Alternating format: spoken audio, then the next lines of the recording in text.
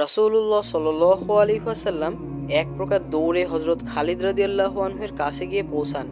তখনও তিনি অজ্ঞান অবস্থায় ছিলেন। রাসূলুল্লাহ সাল্লাল্লাহু আলাইহি ওয়াসাল্লাম হযরত খালিদ রাদিয়াল্লাহু আনহুর ভুলুণ্ঠিত শরীরের পাশে বসে তার মাথা থেকে পা পর্যন্ত ফুঁক দেন। হযরত খালিদ রাদিয়াল্লাহু আনহুর চোখ খুলে যায়। রাসূলুল্লাহ সাল্লাল্লাহু আলাইহি ওয়াসাল্লাম হযরত খালিদের খোলা চোখে দীর্ঘক্ষণ স্বীয় চোখ স্থাপন করেন। অল্প সময় পরই হযরত খালিদ বিন ওয়ালিদ রাদিয়াল্লাহু আনহু উঠে বসেন। তার দেহের বিদ্ধ তীর তেমন গভীর ছিল না। দ্রুতই তীর বের করে ব্যান্ডেজ করা হয়। হযরত খালিদ রাদিয়াল্লাহু আনহু বলেন, আল্লাহর রাসূল, আমি যুদ্ধ করব। আমি এখন যুদ্ধ করার জন্য সম্পূর্ণ উপযুক্ত।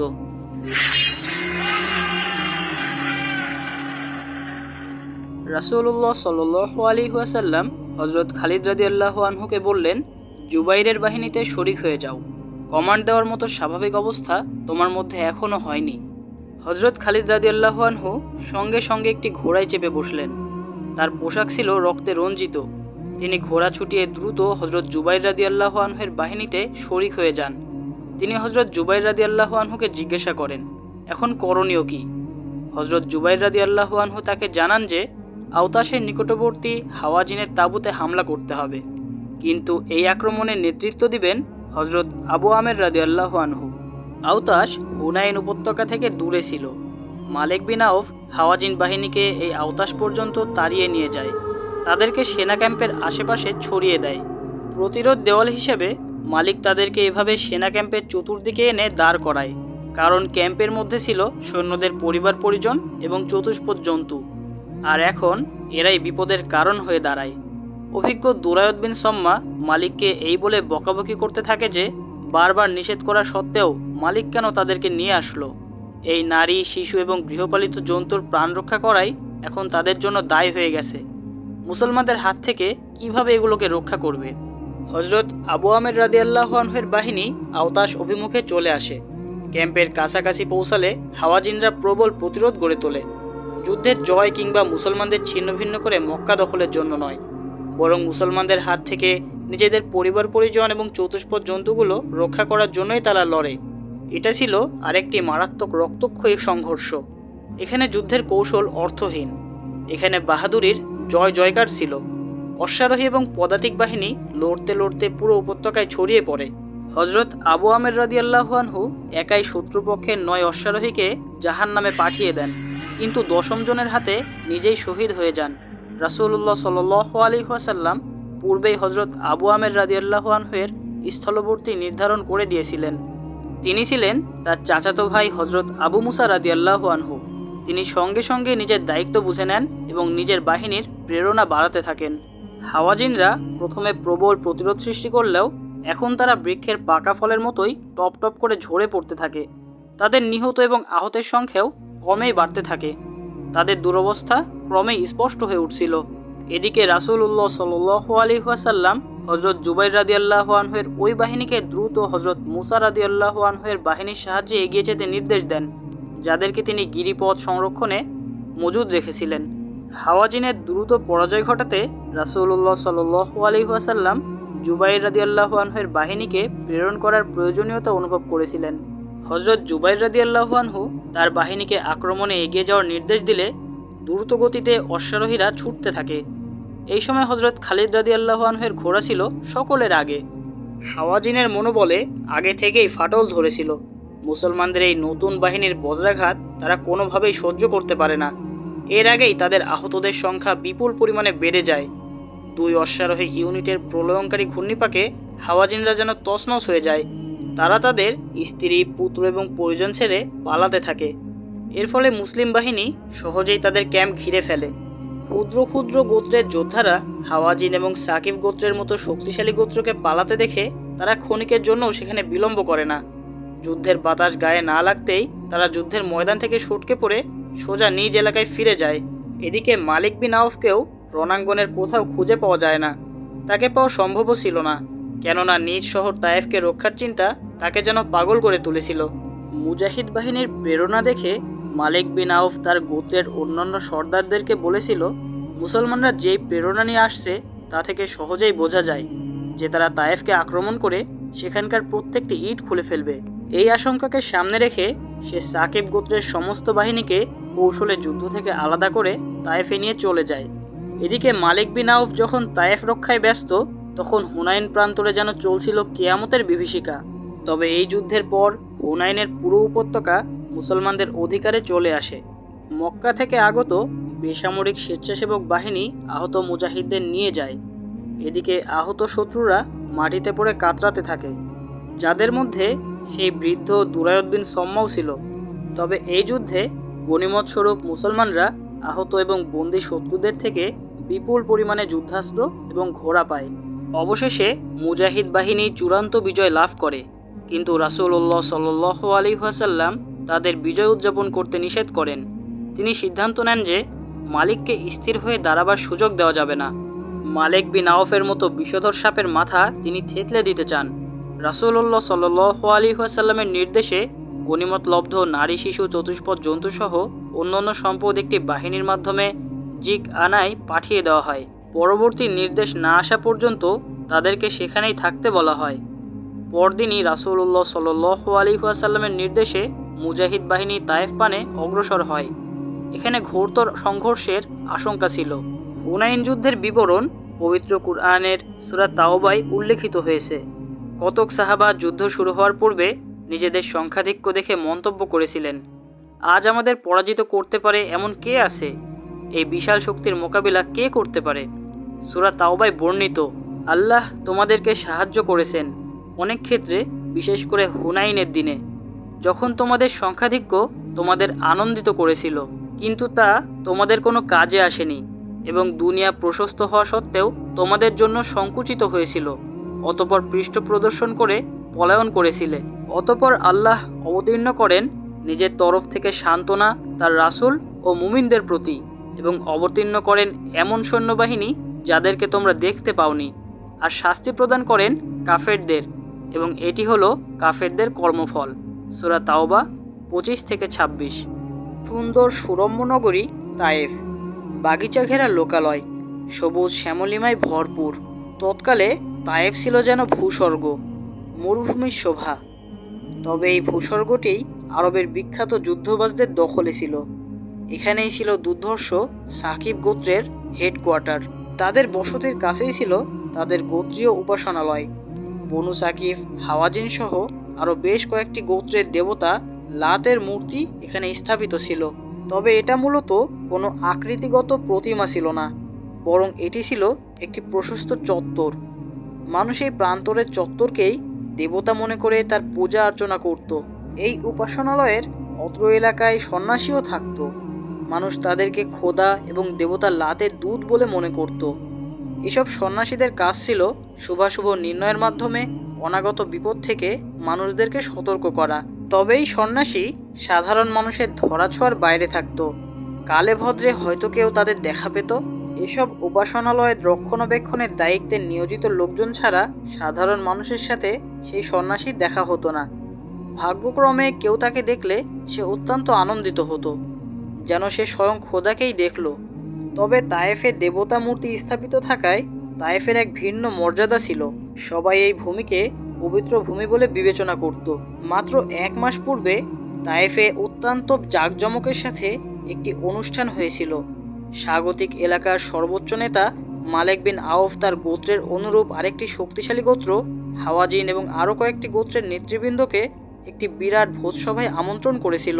অনুষ্ঠানটি জাঁকজমক করতে বাছাই করা সুন্দরী নর্তকী এবং শিল্পীদেরকে আনা হয়েছিল। তাদের নৃত্য নৈপুণ্য এবং সুরলহরী শ্রোতাদের দারুণ মুগ্ধ এবং তন্ময় করেছিল। সেই রাতে মদের পেয়ালা একের পর এক খালিই হচ্ছিল। শ্রোতাদের মনোমুগ্ধকর সেই রাতের অনুষ্ঠান মালিক বিন আউফের হাতের ইশারায় থেমে গিয়েছিল। বিভিন্ন গোত্রের নেতৃবৃন্দ আলোচনা, সমালোচনা এবং পর্যালোচনার পর সেই রাত্রে এই মর্মে অঙ্গীকারাবদ্ধ হয় যে আচমকা আক্রমণ করে তারা রাসূলুল্লাহ সাল্লাল্লাহু আলাইহি ওয়াসাল্লাম এবং মক্কার মুসলমানদেরকে চিরদিনের জন্য খতম করে দিবে। সেই দিন বয়োবৃদ্ধ এক নেতা দুরায়দ বিন সম্মা আহ্বান করেছিল, চলো দেবতা লাতের নামে আমরা শপথ করি যে মক্কার মূর্তি বিনাশী মুহাম্মদ এবং তার অনুসারী মুসলমানদের আমরা খতম করে তবেই আমরা তাদের সামনে যাব। 30 বছর বয়সী মালিক বিন আউফ সেদিন যেন আবেগে ফেটে পড়েছিল। সে বড় দৃঢ়তার সাথে এই কথা বলেছিল যে এবারের বহুজাতিক বাহিনী মক্কায় মুসলমানদের অজ্ঞাতেই তাদের টুটি চেপে ধরবে। সেই রাতে মালিক বিন আউফ, তুরায়দ বিন সম্মা এবং অন্যান্য গোত্রের নেতৃবৃন্দ এলাকার সন্ন্যাসীর কাছে গিয়েছিল। তারা সন্ন্যাসীর কাছে দুইটি বিষয় জানতে চেয়েছিল। তার মধ্যে প্রথমটি ছিল মক্কায় গিয়ে মুসলমানদের অজ্ঞাতেই তাদের টুটি চেপে ধরা তাদের পক্ষে সম্ভব কিনা, আর আচমকা এবং অকল্পনীয় এই হামলায় মুসলমানদের শিরধারা কি ভেঙে দেওয়া সম্ভব। সন্ন্যাসী তাদেরকে এই বলে আশ্বস্ত এবং অনুপ্রাণিত করেছিল যে আপনাদের এই পরিকল্পনা অত্যন্ত সময়োপযোগী এবং যথার্থ। স্বয়ং দেবতা লাতের আশীর্বাদ রয়েছে আপনাদের সাথে। সন্ন্যাসী অত্যন্ত দৃঢ়তার সাথে তাদেরকে একথাও জানিয়েছিল যে মুসলমানরা আপনাদের আগমনের খবর তখনই টের পাবে যখন তারা আপনাদের তলোয়ারের দ্বারা কচু কাটা হতে থাকবে। তবে মাত্র 1 মাস পরেই তায়েফের চিত্র সম্পূর্ণ ভিন্ন। পুরো এলাকায় ভীতি এবং আতঙ্কে ছেয়ে গিয়েছিল। দেবতা লাতের আশীর্বাদ নিয়ে এই জ্যোতিষীর কথা বিশ্বাস করে হাওয়াজিন, সাকিফ এবং অন্যান্য গোত্রের যে সমস্ত সৈন্য মক্কায় আক্রমণ করতে গিয়েছিল তারা মক্কা থেকে বহু দূরে হুনাইন উপত্যকায় মুসলমানদের হাতে চরম মার এবং নাকানি চুবানি খেয়ে ফিরে এসেছিল। এই পলায়নপর বাহিনীর অগ্রভাগে বহুজাতিক বাহিনীর সর্বাধিনায়ক মালিক বিন আউফ ছিল। সে তায়েফের প্রতিরক্ষা ব্যবস্থা সুদৃঢ় এবং সংহত করতে আগেভাগেই তায়েফে পালিয়ে চলে এসেছিল। তবে এদিকে মুসলিম মুজাহিদ বাহিনী রাসূলুল্লাহ সাল্লাল্লাহু আলাইহি ওয়াসাল্লামের নেতৃত্বে তায়েফ অভিমুখে দ্রুত অগ্রগামী হচ্ছিল। এ সময় তায়েফের রাস্তায় আতঙ্কিত একটি আওয়াজ অনুরিত হয়, তায়েফবাসী, মুসলমানরা আসছে, তায়েফকে অবরোধ হবে, প্রস্তুতি নাও, তরকারি এবং খেজুর যত পারো মজুত করো, নিরাপদ পানির ব্যবস্থা করো। এদের মধ্যে মালিক বিন আউফ ছিল সবচেয়ে বেশি আতঙ্কিত। তায়েফ তার হাত থেকে ফসকে যাওয়ার দৃশ্য যেন তার চোখে ভাসতেই থাকে। মুসলিম বাহিনীর হাতে পরাজয়ের দৃশ্য তো তার ছিলই, এরপরে আরও একটি বড় আঘাত সে পায় শহরে প্রবেশ করার সময়। এই সময় তায়েফের নারীরা মালিকের বিজয়গাথা এবং বীরত্বের গীত গাওয়ার পরিবর্তে তার প্রতি প্রবল ঘৃণার পরিচয় দেয়। তায়েফের নারীরা মালিক এবং তার সৈন্যদেরকে তীব্র ভৎসনা করছিল। তারা বলছিল, স্ত্রী কন্যারা কোথায় যাদেরকে তোমরা সাথে নিয়ে গিয়েছিলে? নারীরা সৈন্যদেরকে বিদ্রুপাত্মক ভঙ্গিতে জিজ্ঞাসা করছিল, সন্তানদেরকেও কি মুসলমানদের দিয়ে এসেছো? এটাও ছিল নারীদের একটি তীক্ষ্ণ খোঁচা। মালিক বিন আউফ তায়েফে পৌঁছেই জরুরি বৈঠক আহ্বান করে। সেনাপতি, উপসেনাপতি এবং প্রতিটি ইউনিটের কমান্ডাররা এখানে এসে আসন গ্রহণ করে। মালিক বিন আউফ সভাপতির আসনে সমাসীন, কিন্তু ভীষণ উদ্বিগ্ন এবং আতঙ্কিত। কারো কোনো মতামত আহ্বান ছাড়াই নিজেই নির্দেশ দিল যে অপরাপর গোত্রদেরকেও শহরে এনে রক্ষা করো, মুসলমানরা যে কোনো সময় চলে আসতে পারে। মালিক একটুও বিশ্রাম নেয় না। এই সময় উপসেনাপতি এবং কমান্ডাররাও পিছু হটা সৈন্যদের নিয়ে বিভিন্ন কাজে লেগে পড়ে। এদিকে সারাদিনের ক্লান্তি এবং অবসাদে মালিক বিন আউফের শরীর যেন ভেঙে পড়ে। অবসন্ন দেহটাকে এক প্রকার ট্রেনে নিয়ে সে শয্যায় ছুঁড়ে আনে। সবচেয়ে সুন্দর এবং মায়াবী স্ত্রীকে মালিক বিন আউফ ডেকে পাঠায়। স্ত্রীর সাথে সাথে এসে হাজির হয়। তবে মালিক বিন আউফের স্ত্রী এসেই বলে, আপনি না এই অঙ্গীকার করেছিলেন যে মক্কায় মূর্তি বিনাশী মুহাম্মদ সাল্লাল্লাহু আলাইহি ওয়াসাল্লাম এবং তার অনুসারীদের খতম করে তবেই স্ত্রীদের মুখ দেখাবেন? তার স্ত্রী তাকে আরও বলে, আপনি বিজয়ের পরিবর্তে পরাজয়ের কলঙ্ক মাথায় করে এনেছেন। আপনার কসম এবং ওয়াদা অনুযায়ী আমার অস্তিত্বই তো এখন আপনার জন্য হারাম। মালিক বিন আউফ রাগত স্বরে বলে, তুমি আমার স্ত্রী, আমার নির্দেশ অমান্য করার সাহস করো না। আমি যেমনই ক্লান্ত তেমনই উদ্বিগ্ন। এখন তোমাকে আমার ভীষণ প্রয়োজন। আমার সর্বাধিক প্রিয় স্ত্রী তুমিই। মালিক বিন আউফের স্ত্রী বলে, আমারও আপনার প্রয়োজন, কিন্তু আমার এই মুহূর্তে দরকার এক আত্মমর্যাদাবোধ সম্পন্ন পুরুষের। আমি ওই মালিকের প্রয়োজন অনুভব করি যে এখান থেকে এই অঙ্গীকার করে গিয়েছিল যে মুসলমানদেরকে মক্কার মাটিতেই খতম করে ফিরবে। সেই মালিক এখন কোথায়? সে মারা গেছে? ওই মালিক বিন আউফকে আমি চিনি না, যে নিজ গোত্রসহ অন্যান্য মিত্র গোত্রের হাজার হাজার নারী সন্তানকে শত্রুর তলোয়ারের নিচে রেখে অন্দরমহলে এসে বসে আছে এবং এক নারীকে ডেকে বলছে, আমি এখন তোমাকে চাই। মালিকের এই সুন্দরী স্ত্রীর কণ্ঠ উচ্চ হয়ে আবেগের আতিশয্যে যেন রীতিমতো কাঁপতে থাকে। সে মালিকের পালঙ্ক থেকে উঠে দাঁড়ায় এবং বলে, আজ রাতে আমি কেন, কোনো স্ত্রীই আপনার শয্যায় আসবে না। তবে মালিক বিন আউফ দুর্বার সাহসী লোক ছিল। যৌবনের উচ্ছ্বাস এবং আবেগ দমিয়ে প্রজ্ঞা এবং বিচক্ষণতার সাথে সিদ্ধান্ত নেওয়ার যে আহ্বান শ্রদ্ধেয় ব্যক্তিত্ব এবং রণাঙ্গনের অভিজ্ঞ সৈনিক মান্যবর গুরু দুরায়দ বিন সম্মান তাকে করেছিল, তা সেদিন সে বড়ই অপমানজনকভাবে প্রত্যাখ্যান করেছিল। আর আজ সেই একই প্রসঙ্গকে কেন্দ্র করে মালিক বিন আউফ তার নিজের স্ত্রীর সামনেই তার মস্তক নত হয়ে উপবিষ্ট হয়ে আছে। এ সকল কারণে মালিক বিন আউফের পৌরষ আপনাতেই যেন স্তিমিত হয়ে যায়। মালিক বিন আউফের স্ত্রী বলে যায়, তুমি মুসলমানদের খতম করতে গিয়েছিলে মালিক। তার স্ত্রী এমন ভঙ্গিতে কথা বলতে থাকে যেন এই মুহূর্তে মালিকের মতো বাহাদুর এবং সাহসী স্বামীর কোনো মূল্য তার কাছে নেই। তার স্ত্রী আরও বলে, মুসলমানদের খতম করতে গিয়ে তুমি তাদের সংখ্যা আরও বৃদ্ধি করে এসেছো। এ সময় মালিক বিন আউফ মুখ তুলে কথা বলতে চেষ্টা করে। সন্ন্যাসী বলেছিল। কোন সন্ন্যাসী? স্ত্রী তার মুখের কথা কেড়ে নিয়ে বলে, যে মন্দিরে বসে শুভাশুভ নির্ণয় করে। তোমার মতো মানুষ নিজের ভাগ্য নিজের হাতেই রাখে, নিজের ভাগ্য নিজের হাতেই তৈরি করে, আবার নিজের হাতেই তা নষ্ট করে। তুমি সন্ন্যাসীর কাছে কেন কৈফিয়ত চাওনি? কেন সে মিথ্যা বলল? এবার মালিক বিন আউফ রেগে উঠে দাঁড়ায়। তার নিঃশ্বাস দ্রুত উত্থান পতন হয়। তার চোখে নেমে আসে রক্তের ধারা। সে দেয়ালে ঝুলানো তলোয়ার নামিয়ে আনে এবং তার স্ত্রীকে কোনো কিছু বলা ছাড়াই হনহন করে বাইরে বেরিয়ে আসে। তায়েফের আকাশে রাত নেমেছিল, কিন্তু সেখানকার মানুষের তৎপরতা এবং ছোটাছুটি দেখে দিনের মতোই মনে হচ্ছিল। বাইরে থেকে খবর আসছিল, মুসলমানরা তায়েফ অভিমুখে দ্রুত গতিতে এগিয়ে আসছে।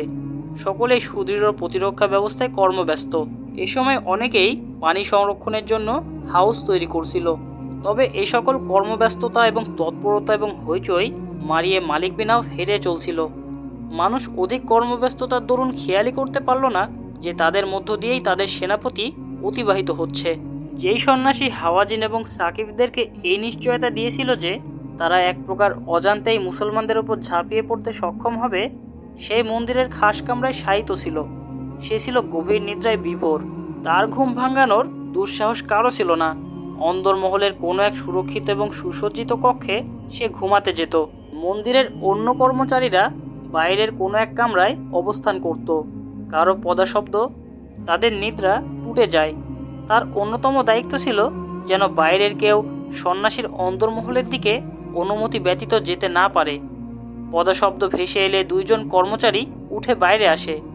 একজনের হাতে ছিল জ্বলন্ত মশাল। মালিক বিন আউফ, এক কর্মচারী মালিকের গমন পথে দাঁড়িয়ে বলে, গোত্রপতি কি ভুলে গেছেন যে ওই স্থানে যেতে সামনের দিকে কেউ অগ্রসর হতে পারে না? আমাদের সাথে কথা বলুন মালিক। তোমরাও কি ভুলে গেছো কোনো নেতার গতিরোধ করলে তার পরিণতি কি হয়? মালিক বিন আউফ তলোয়ারের বাটে হাত রেখে বলে, আমি সন্ন্যাসীর সাথে দেখা করতে চাই। তখন এক কর্মচারী বলে ওঠে, সন্ন্যাসীর অভিশাপের কথা মনে করুন মালিক। এ সময় এক কর্মচারী মালিক বিন আউফকে বলে ওঠে, সন্ন্যাসীকে তুমি বাহ্যত দৃষ্টিতে শয্যায় শায়িত অবস্থায় দেখলেও প্রকৃতপক্ষে তিনি এখন লাত দেবতার দরবারে হাজির আছেন। এমত অবস্থায় যদি তুমি তার কাছে গিয়ে বিরক্ত করো, তার কথা শেষ হয় না। মালিক বিন আউফের মানসিক অবস্থা এতই বিধ্বস্ত ছিল যে তার অন্তরে তখন সন্ন্যাসীর প্রতি কোনো মানমর্যাদা ছিল না। পূর্বেকার ভীতি এবং শ্রদ্ধাবোধও ছিল না। কারণ একে তো শোচনীয় পরাজয় বরণ করতে হয়েছে, দ্বিতীয়ত তার সর্বাধিক প্রিয় স্ত্রী তাকে চরমভাবে ভৎসনা এবং অপমান করেছে। মালিক খপ করে মশালধারী কর্মচারীর হাত ধরে বসে এবং চোখের পলকে মশাল ছিনিয়ে নিয়ে সোজা সন্ন্যাসীর খাস কামরায় চলে যায়। তার কর্মচারীরাও পেছন পেছন ছুটে আসে, কিন্তু ততক্ষণে সে সন্ন্যাসীর কামরায় পৌঁছে যায়। এদিকে সেই সন্ন্যাসী বাইরের চেঁচামেচিতে জেগে ওঠে। নিজের কামরায় মশালের আলো দেখে চোখ মুছতে মুছতে উঠে বসে। মালিক বিন আউফ কামরায় প্রবেশ করে মশাল নির্দিষ্ট স্থানে স্থাপন করে। মালিক বিন আউফ বলে, শ্রদ্ধেয় সন্ন্যাসী, আমি জানতে এসেছি যে আমাদের পরাজয়ের কারণ কি। সন্ন্যাসী বলে, একটি হাম কুরবানি দেওয়ার কথা বলেছিলাম না? মালিক বিন আউফ বলে, হ্যাঁ সন্ন্যাসী, আপনি তো এ কথাও বলেছিলেন যে হাম পাওয়া না গেলে গোত্রের লোকদের রক্ত এবং জান কুরবান করতে। আমার আরও মনে আছে, আপনি বলেছিলেন হাম অন্বেষণ করতে সময় নষ্ট করার কোনো দরকার নেই। মুসলমানদের এখন যুদ্ধ প্রস্তুতি নেই, এ কথাও তো আপনিই বলেছিলেন। সন্ন্যাসী উল্টো মালিককে জিজ্ঞাসা করে, তুমি কি দেবতার কাছে কৈফিয়ত তলব করতে এসেছো? শত্রুরা কেন তোমাদের পরাজিত করলো? আমি বলেছিলাম না তোমাদের যেন কেউ রণাঙ্গনে পৃষ্ঠ প্রদর্শন না করে? তোমার সৈন্যরা কি পৃষ্ঠ প্রদর্শন করেনি? তোমার সেনাদের মাঝে কি নিজ স্ত্রী পরিজনদের রক্ষা করার আত্মমর্যাদা বোধও নেই? আমি জানতে চাই আপনি কি করলেন? মালিক বিন আউফ জিজ্ঞাসা করে। যদি সব কিছু আমাদেরকেই করতে হয় তবে আপনার অবদান কি রইল? আপনি কেন এই আশ্বাস দিয়েছিলেন যে মুসলমানদের ওই সময় খবর হবে যখন তোমাদের তলোয়ার তাদের শাহরগ স্পর্শ করবে? মালিক বিন আউফ সন্ন্যাসীকে রাগত স্বরে বলে, আপনি কি আমাদের সাথে প্রতারণা করেননি? এটাই কি সত্য নয় যে মুহাম্মদ সাল্লাল্লাহু আলাইহি ওয়াসাল্লামের ধর্মই আসলে সত্য, যিনি আপনার এই ভাগ্য গণনাকে ভুয়া প্রমাণ করে দিয়েছেন? সন্ন্যাসী না হলে আমি আপনাকে হত্যা করে ফেলতাম। এখন তায়েফ পানে যে ভয়ানক বিপদ নেমে আসছে তার কারণ আপনি। দেবতা অধ্যুষিত এই বসতি কি আপনি রক্ষা করতে পারবেন? মুসলমানদের ওপর কি আপনি গজব নাজিল করতে পারবেন? সেই সন্ন্যাসী বলে ওঠে, প্রথমে একটি কথা শুনে নাও আউফের পুত্র, সন্ন্যাসীকে দুনিয়ার কোনো শক্তি হত্যা করতে পারে না। সন্ন্যাসীর আয়ু শেষ হয়ে গেলে সে দেবতা লাতের অস্তিত্বের সাথে মিশে একাকার হয়ে যায়। বিশ্বাস না হলে তলোয়ার চালিয়েই পরীক্ষা করতে পারো। দ্বিতীয় কথা এটাও মনে রেখো, মুসলমানরা তায়েফ পর্যন্ত পৌঁছাতে সক্ষম হলেও এখান থেকে জীবন নিয়ে ফিরে যেতে পারবে না।